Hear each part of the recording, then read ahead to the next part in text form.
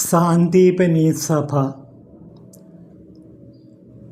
രണ്ടാമതായി പഠനത്തിന് തിരഞ്ഞെടുത്ത മഹാകൃതി എന്ന് വിശേഷിപ്പിക്കാവുന്ന ചേക്കിഴാർ സ്വാമിയുടെ പെരിയ പുരാണത്തെക്കുറിച്ചിട്ടാണ് നാം ഇനി കാണാൻ പോകുന്നത്.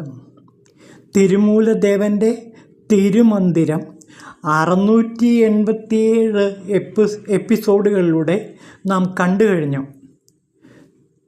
തിരുമന്ദിരം ഏറ്റവും കൂടുതൽ പണ്ടുകാലത്ത് സ്വാധീനിച്ചത്, അതായത് കുലോത്തുംഗ ചോള രാജാവിൻ്റെ കാലത്ത് ഏറ്റവും കൂടുതൽ സ്വാധീനിച്ച ഒരു മഹാകവി ഉണ്ടായിരുന്നു. അദ്ദേഹം കുലോത്തുംഗ ചോളൻ്റെ മന്ത്രിയായിരുന്നു. ചേക്കിഴാർ സ്വാമികൾ. ചേക്കിഴാർ സ്വാമികളാൽ വിരചിതമായ പെരിയ പുരാണം തിരുമന്ദിരത്തിൻ്റെ മഹാസ്വാധീനം ഉൾക്കൊണ്ട് രചിക്കപ്പെട്ട ഒരു കൃതിയാണ്. തിരുമന്ദിരം മാത്രമല്ല ചേക്കിഴാർ സ്വാമിയെ സ്വാധീനിച്ചത്. ഇതാ നോക്കൂ, നമ്പിയാണ്ടർ നമ്പിയുടെ തിരുത്തൊണ്ടർ തിരുവന്താതി എന്ന് പറഞ്ഞ കൃതി, പിന്നെ ചില തേവാരപ്പാട്ടുകൾ, പിന്നെ ചേരമാൻ പെരുമാൾ നായനാരുടെ അന്താതി, പിന്നെ കൊവൈ എന്ന കൃതി, പിന്നെ തിരുവെൺപ, പിന്നെ നാം നേരത്തെ കണ്ട തിരുമൂലദേവൻ്റെ തിരുമന്ദിരം. ഇത്രയും കൃതികൾ പെരിയ പുരാണകർത്താവിനെ അതിനു മുമ്പ് സ്വാധീനിച്ചിട്ടുണ്ട്. പിന്നെ സുന്ദരമൂർത്തി നായനാരുടെ കൃതികളും ഇദ്ദേഹത്തെ കാര്യമായിട്ട് സ്വാധീനിച്ചിട്ടുണ്ട്. അപ്പോൾ ഈ കൃതികളെല്ലാം തന്നെ, പ്രത്യേകിച്ചും സുന്ദരമൂർത്തി നായനാരുടെ തിരുത്തൊണ്ടത്തുക, അതിൻ്റെ കഥ നമുക്ക് പിന്നീട് വിവരിക്കാം. ഇതാണ് ചേക്കിഴാർ സ്വാമികളെ സ്വാധീനിച്ച പ്രധാനപ്പെട്ട കൃതികൾ. നമ്പി ആണ്ടാർ നമ്പി സമ്പാദനം ചെയ്ത തിരുമുറകളിൽ 10ാമത്തെ തിരുമുറയായ തിരുമന്ദിരമാണ് ഏറ്റവും പ്രധാനമായി സ്വാധീനിച്ച കൃതി. അതുകൊണ്ട് നമ്പി ആണ്ടാർ നമ്പി സമ്പാദനം ചെയ്തപ്പോൾ, പഴയ കൃതികൾ സമ്പാദനം ചെയ്തപ്പോൾ 12ാമത്തെ തിരുമുറയായി കണക്കാക്കിയത് പെരിയ പുരാണത്തെയാണ്. അപ്പോൾ 10ാമത്തെ തിരുമുറ തിരുമന്ദിരമാണെങ്കിൽ 12ാമത്തെ തിരുമുറ പെരിയ പുരാണമാണ്. ഈ 12 തിരുമുറകളാണ് തമിഴിലെ ആദ്യകാല ജ്ഞാന ഭക്തി സാഹിത്യ കൃതികൾ. പെരിയ പുരാണത്തിൽ 13 അധ്യായങ്ങളുണ്ട്. ആ 13 അധ്യായങ്ങളുടെ 4286 പാടലുകളാണ് ചേക്കിഴാർ സ്വാമികൾ രചിച്ചിട്ടുള്ളത്. അത് തിരുവിരുത്തം എന്ന് പറഞ്ഞ ഒരു വൃത്ത സംവിധാനത്തിലാണ് ഈ കവിതകൾ എഴുതിയിരിക്കുന്നത്. AD 1133 മുതൽ 1146 വരെ ചോളരാജ്യം ഭരിച്ചിരുന്ന കുലോത്തുംഗ ചോളൻ്റെ രാജസദസ്സിലെ മന്ത്രിയായിരുന്നു ചേക്കിഴാർ. ഈ ചേക്കിഴാർ പെരിയ പുരാണം രചിച്ചതിൻ്റെ പിന്നിൽ ഒരു സംഭവമുണ്ട്. ഒരിക്കൽ രാജാവും ചേക്കിഴാർ സ്വാമികളും തമ്മിൽ സംഭാഷണം നടത്തിക്കൊണ്ടിരിക്കുമ്പോൾ രാജാവ് പറഞ്ഞു, ജൈന മഹാകാവ്യമായ ജീവക ചിന്താമണി എന്ന ഒരു മഹാകാവ്യമുണ്ട്. ഈ മഹാകാവ്യമാണ് ലോകോത്തര കാവ്യമെന്നും ഇതിനോട് തമിഴിൽ വിജയിക്കുന്ന ഒരു കാവ്യം വേറെ ഇല്ലെന്നും അദ്ദേഹം സ്ഥാപിച്ചു. ജീവക ചിന്താമണി എന്ന മഹാകാവ്യത്തെ വെല്ലുന്ന ഒരൊറ്റ കാവ്യവും വേറെ തമിഴിലില്ല എന്ന് പറഞ്ഞ് അദ്ദേഹം സ്ഥാപിക്കുകയുണ്ടായി. ഇത് കേട്ട ചേക്കിഴാർ പറഞ്ഞു, ഞാനിത് അംഗീകരിക്കുന്നില്ല. മാത്രമല്ല, ഈ കാവ്യത്തിൻ്റെ ഇതിവൃത്തം കാമപരമാണ്. ഇതിലെ നായകനായ ജീവകൻ 8 വിവാഹം കഴിച്ചതിന് ശേഷമാണ് സന്യാസം സ്വീകരിച്ചത്. അദ്ദേഹത്തിൻ്റെ കാമാതുരമായ ജീവിതമാണ് ഈ കൃതിയിൽ പ്രധാനമായിട്ടും ചിത്രീകരിക്കുന്നത്. മാത്രമല്ല, ഇതൊരു സത്യാത്മക കഥയല്ല, ഒരു കെട്ടുകഥയാണ്. അതുകൊണ്ട് സത്യാത്മക കഥയ്ക്ക് മാത്രമേ ജനഹൃദയങ്ങളിൽ വലിയ പരിവർത്തനം നടത്താൻ കഴിയൂ. അതുകൊണ്ട് ഈ കൃതിയെ ഒരിക്കലും ഞാൻ അംഗീകരിക്കുന്നില്ല. അപ്പോൾ രാജാവ് ചോദിച്ചു, അങ്ങനെയാണെങ്കിൽ തമിഴിൽ ഏറ്റവും പ്രധാനപ്പെട്ട കൃതി വല്ലതുമുണ്ടോ എങ്കിൽ അതിനെപ്പറ്റി പറയൂ എന്ന് പറഞ്ഞു. അപ്പോൾ അദ്ദേഹം പറയാണ്, സത്യാത്മക കാവ്യം എന്ന് വിശേഷിപ്പിക്കാവുന്ന ഒരു കാവ്യമുണ്ട്. തിരുവാരൂരപ്പൻ തില്ലൈ വാഴ്ന്നണർ എന്ന ആദ്യ പദം ചൊല്ലിക്കൊടുത്തു. ആ സമയം, അതായത് ഭഗവാൻ ശിവൻ തന്നെ ആ സമയത്ത് ചേക്കിഴാർക്ക് ഒരു കാവ്യത്തിൻ്റെ ആദ്യ പദം ചൊല്ലിക്കൊടുത്തു. അത് തില്ലൈ വാഴന്തണർ എന്ന് തുടങ്ങുന്ന വാക്കായിരുന്നു. അപ്പോൾ ആ ആദ്യ പദം ചൊല്ലിക്കൊടുത്ത് പൂരിപ്പിച്ചുകൊണ്ട് അദ്ദേഹം പറഞ്ഞു, സുന്ദരമൂർത്തി നായനാർ എഴുതിയ തിരുത്തൊണ്ടത്തൊകൈ ഈ രീതിയിൽ എഴുതപ്പെട്ട ഒരു മഹാകാവ്യമാണ്. അദ്ദേഹം അത് പാടിക്കേൾപ്പിച്ചു. തില്ലൈ വാഴ്ന്തണർ എന്ന ആദ്യ വാക്ക് ചൊല്ലിക്കൊടുത്ത് ഭഗവാൻ ശിവനാണ്.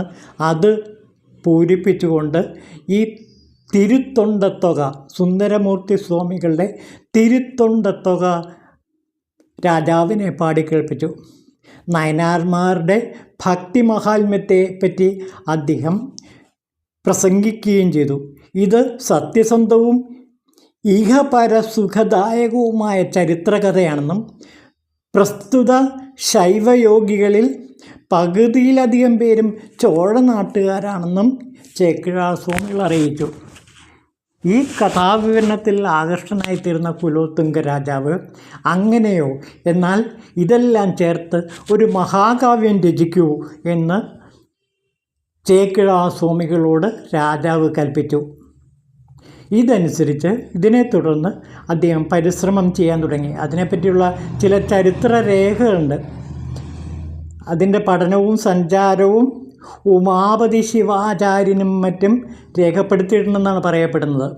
പിന്നെ സുന്ദരരുടെ തിരുത്തൊണ്ടത്തൊകയും നമ്പിയാണ്ടാർ നമ്പിയുടെ തിരുത്തൊണ്ടർ തിരുവന്താദിയും ഇദ്ദേഹത്തെ, പിന്നെ അതുപോലെ തിരുമൂലരുടെ തിരുമന്ദിരവുമെല്ലാം നമ്മുടെ ചേക്കിഴാർ സ്വാമിയെ ഒട്ടേറെ സ്വാധീനിക്കുകയുണ്ടായി. അങ്ങനെ രാജാവിൻ്റെ കൽപ്പന പ്രകാരം ചേക്കിഴാർ സ്വാമി തിരുത്തൊണ്ടത്തൊക എന്ന സുന്ദരമൂർത്തി നായനാരുടെ ആ മഹാകാവ്യത്തെ ഉപജീവിച്ചുകൊണ്ട് 62 നായനാർമാരെ കുറിച്ചിട്ടാണ് സുന്ദരമൂർത്തി നായനാർ പറഞ്ഞത്. 63ാമത്തെ ശിവയോഗിയായ സുന്ദരമൂർത്തിയെ കൂടി ഉൾപ്പെടുത്തിക്കൊണ്ട് 63 നായനാർമാരുടെ ചരിത്രം ഇവിടെ ചേക്കിഴാർ രേഖപ്പെടുത്തി. അപ്പോൾ തിരുത്തൊണ്ടത്തൊകയും അതേപോലെ തന്നെ ചേക്കിഴാരുടെ പെരിയ പുരാണവും തമ്മിൽ ഒരുപാട് വ്യത്യാസമുണ്ട്. പെരിയ പുരാണം ചേക്കിഴാർ ഒട്ടനവധി ചരിത്രരേഖകൾ പരിശോധിച്ചെഴുതിയതാണ്. അന്ന് അദ്ദേഹം മന്ത്രിയായിരുന്നു. അതുകൊണ്ട് ചരിത്രരേഖകളും മറ്റുപാദാനങ്ങളും ഒരുപാട് ശേഖരിക്കാൻ ഈ ചേക്കിഴാർ സ്വാമികൾക്ക് കഴിഞ്ഞിരുന്നു. അങ്ങനെ ചേക്കിഴാർ സ്വാമികൾ വളരെ പ്രയത്നം ചെയ്ത് എല്ലാ ചരിത്രരേഖകളും തയ്യാറാക്കി അങ്ങനെ സത്യാത്മകമായ മഹാകാവ്യം രചിക്കുകയാണ് ചെയ്തത്. അതിന് കേവലം ഒരു ഉപാദാനം മാത്രമേ ആകുന്നുള്ളൂ സുന്ദരമൂർത്തി നായനാരുടെ തിരുത്തൊണ്ടത്തൊകയിൽ പ്രധാനമായിട്ടും 62 ശിവയോഗികളെപ്പറ്റി, ശിവനായനാർമാരെ പറ്റി പറയുമ്പോൾ പെരിയ പുരാണത്തിൽ ഒരാളെ കൂടെ കൂട്ടിച്ചേർക്കുന്നു. അത് മറ്റാരുമല്ല, സുന്ദരമൂർത്തി നായനാരാണ്.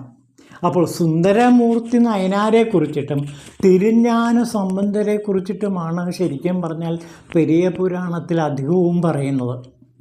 പെരിയ പുരാണം ആരംഭിക്കുന്നത് സുന്ദരമൂർത്തി നായനാരുടെ ജീവിതാരംഭം മുതലാണ്. പെരിയ പുരാണം അവസാനിക്കുന്നത് സുന്ദരമൂർത്തി സ്വാമികളുടെ ആ കൈലാസ യാത്രയെക്കുറിച്ചിട്ടാണ്. അങ്ങനെ ആദ്യം തുടങ്ങുന്നത് സുന്ദരമൂർത്തി സ്വാമികളെക്കുറിച്ചിട്ടും പെരിയ പുരാണം അവസാനിക്കുന്നത് സുന്ദരമൂർത്തി നായനാരുടെ ചേരമാൻ പെരുമാളിനോടൊപ്പമുള്ള കൈലാസയാത്രയുമാണ്. നമുക്ക് ഒരു കാര്യം പ്രത്യേകം ഇവിടെ സ്മരണീയമാണ്. അതായത് ചേരമാൻ പെരുമാൾ കേരളത്തിലെ രാജാവാണ്. തിരുവഞ്ചിക്കുളമായിരുന്നു അദ്ദേഹത്തിൻ്റെ തലസ്ഥാനം. കൊടുങ്ങല്ലൂരിനടുത്തുള്ള ആ ഭാഗമായിരുന്നു ചേരമാൻ പെരുമാളിൻ്റെ സാമ്രാജ്യം. അതിലെ തിരുവഞ്ചിക്കുളം എന്ന് പറഞ്ഞ സ്ഥലത്ത് ഒരു ശിവക്ഷേത്രവുമുണ്ട്. ആ ശിവക്ഷേത്രത്തിലാണ് പലപ്പോഴും ചേരമാൻ പെരുമാൾ രാജാവും സുന്ദരമൂർത്തി നായനാരും ഒരുമിച്ച് ധ്യാനനിരതരായി കഴിഞ്ഞിരുന്നത്. ഇപ്പോഴും തിരുവഞ്ചിക്കുളത്തെ ശിവക്ഷേത്രത്തിൻ്റെ ഒരു ഭാഗത്ത് ചെല്ലുമ്പോൾ നമുക്ക് അതിൻ്റെ ഉള്ളിലെ നാലമ്പലത്തിൻ്റെ ഉള്ളിലെ കിഴക്ക് ഭാഗത്ത് ചെല്ലുമ്പോൾ കുറച്ചല്പം പൊങ്ങിയായിട്ട് ഒരു തറ കെട്ടി അവിടെ പ്രത്യേകിച്ച് ഈ സുന്ദരമൂർത്തി നായനാരുടെയും അതേപോലെ തന്നെ ചേരമാൻ പെരുമാൾ രാജാവിൻ്റെയും പ്രതിഷ്ഠകൾ നമുക്ക് കാണാൻ കഴിയും. അവിടെ വച്ചാണ് ശിവൻ വെള്ളാനപ്പുറത്ത് ഇവരെ കൈലാസത്തിലേക്ക് കൂട്ടിക്കൊണ്ടുപോയത് എന്നാണ് പറയുന്നത്. അങ്ങനെ തിരുവഞ്ചിക്കുളവുമായിട്ടും അതുപോലെ ചേരമാൻ പെരുമാളുമായിട്ടും അഭേദ്യമായി ബന്ധപ്പെട്ട് കിടക്കുന്നു പെരിയ പുരാണം എന്ന മഹാകൃതി. നമ്മുടെ കേരള ചരിത്രത്തിലെ വളരെ നിഗൂഢമായ പല സത്യങ്ങളും തെളിവാക്കുന്നത് ഈ പെരിയ പുരാണമാണ്. പക്ഷേ പെരിയ പുരാണത്തെ നാം വേണ്ട പോലെ പഠിച്ചിട്ടില്ല.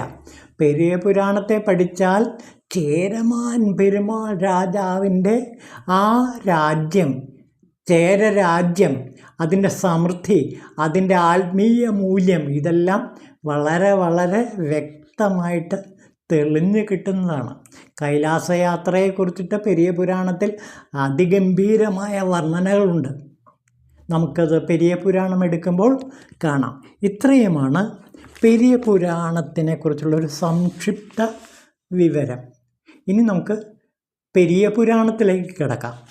അത് അടുത്ത ദിവസം. ഓം ശിവായ നമഃ. തിരുവാരൂരപ്പൻ തില്ലൈ വാഴ്ന്നണർ എന്ന ആദ്യ പദം ചൊല്ലിക്കൊടുത്തു ആ സമയം. അതായത് ഭഗവാൻ ശിവൻ തന്നെ ആ സമയത്ത് ചേക്കിഴാർക്ക് ഒരു കാവ്യത്തിൻ്റെ ആദ്യ പദം ചൊല്ലിക്കൊടുത്തു. അത് തില്ലൈ വാഴന്തണർ എന്ന് തുടങ്ങുന്ന വാക്കായിരുന്നു.